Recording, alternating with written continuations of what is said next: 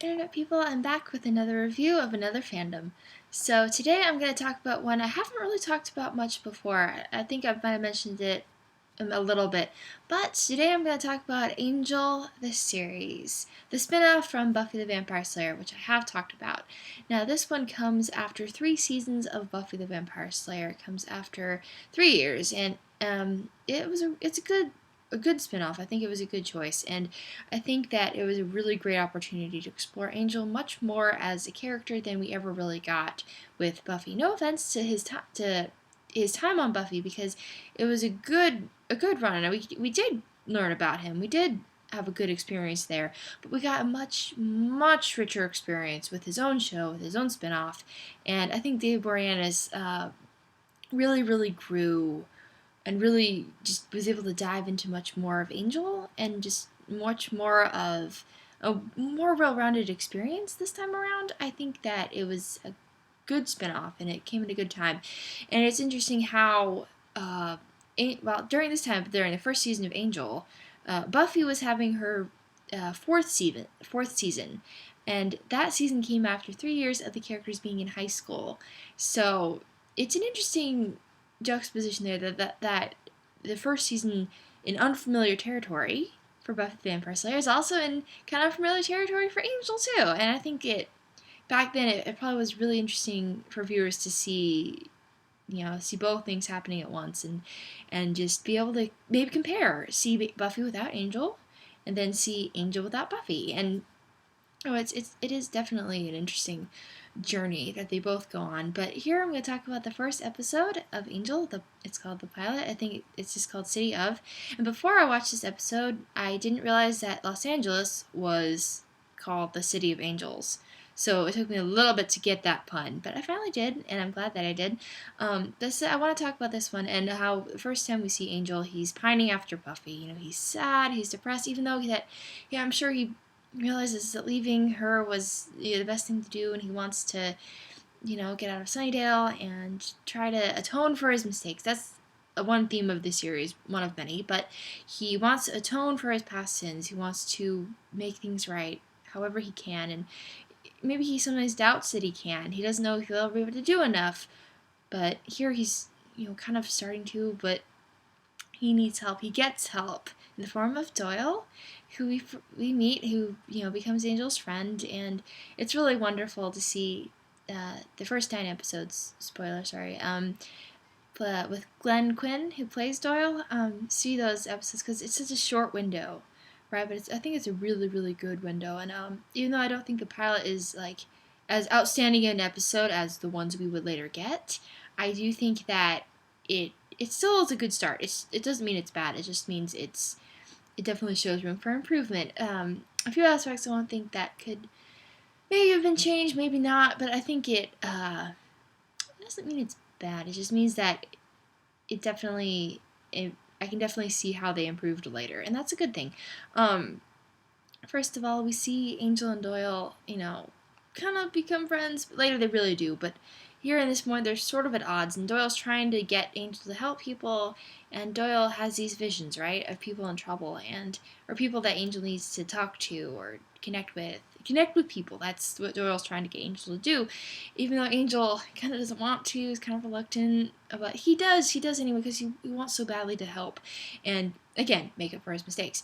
So Doyle helps him, and Angel does, and the first woman he helps, I forget her name, sorry, but she's in trouble. She kind of needs a connection. She needs help, and Angel definitely tries to give that to her, but ultimately I think she gets a little spooked.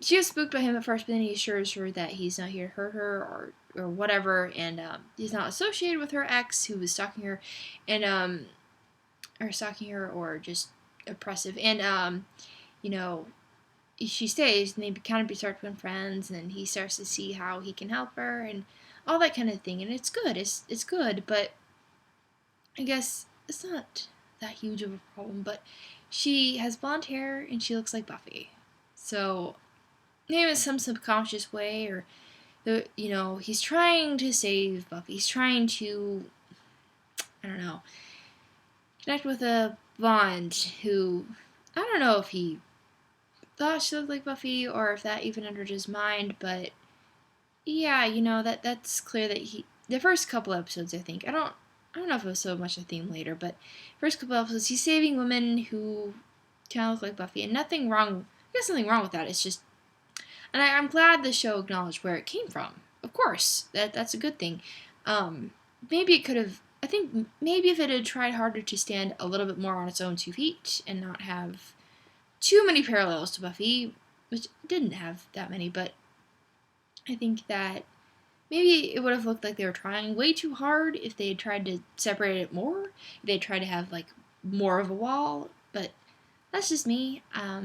Maybe we'll try on differently. But I'm glad for Joss Whedon and for David Greenwalt and Murray Knox and everyone who worked on the show. And but I think unless I missed my guess, I think both shows, both Buffy and Angel, they both had some of the same writers, some of the same people involved. So that's probably why maybe part of why the spinoff succeeded like it would. But they were able to make Angel unique without making it too different or but it was able to naturally evolve over time instead of like starting off way different and trying to be like really unique and like really separated from Buffy the Vampire Slayer. So that might have been a mistake to if they had tried to make it really really different. But anyway, back to the pilot. So yeah, we see Angel and Doyle trying to be friends, and Angel sort of trying to help and all that people and all that kind of thing. And then we also meet Cordelia Chase, who had moved to LA to become an actress, and her and Angel reconnect. I think it's nice for both of them to see a friendly face. And what's nice here is that on Buffy the Vampire Slayer, when a lot of times when Cordelia would interact with Angel, she would be pining after him. She had a crush on him. That kind of. They didn't really interact a whole lot, but when they did, it was kind of for laughs or for Cordy being really shallow. She's still really shallow, but I'm so glad she didn't stay that way. That she definitely got better later. But here at Cordy and Angel's first meeting, I really love just their normal interaction, and that they're able to just be like, hey, yeah, I know you, you know me. There's like no awkwardness at all, and it's really great that I'm really grateful for those 9 episodes with Doyle, Cordy, and Angel, the original team, right? It's a good thing, a wonderful thing, and I think that even though maybe not all of those 9 episodes with Glenn Quinn were outstanding, I think they did a lot, and I think they did it well for the most part in those 9 episodes. But one thing I think is interesting about this episode is that Angel doesn't win. He doesn't triumph at his first endeavor at saving someone. He succeeds at a few things, but then ultimately he doesn't. And a lot of things, a lot of factors are involved in that, but one might think that that's a really depressing ending, but I think the fact that he keeps trying, and the fact that he teams up with Cordy and Angel, with Cordy and Doyle, and that he keeps trying anyway.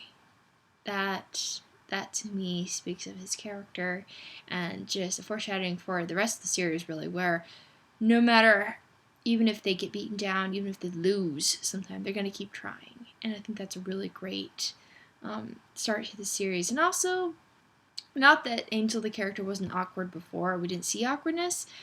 We see it much more here, and just more of his brooding, which I think sometimes, when I first watched the show, I thought that the brooding was a little bit overdone. But I think that it lasts just long enough for us to see that he's not just sad about everything, he's sometimes just likes to think and be alone. And that's okay. That's fine.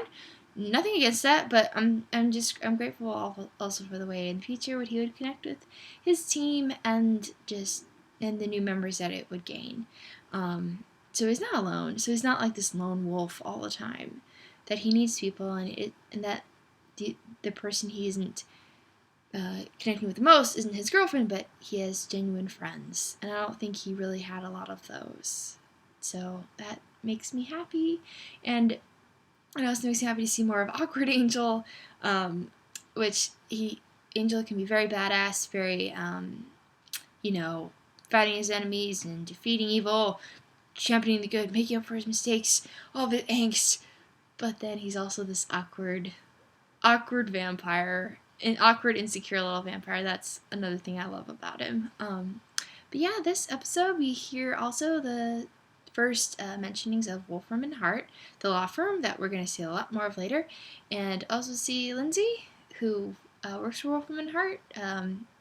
First little whispers of that, and I think also it was in this episode where Lindsay sees Angel for the first time. I don't think they interact much, but Angel throws that vampire out of the window, and that's one sense he wins. But even though I think the victim died, the villain in this episode does die, and that's maybe sometimes that's all you can ask for.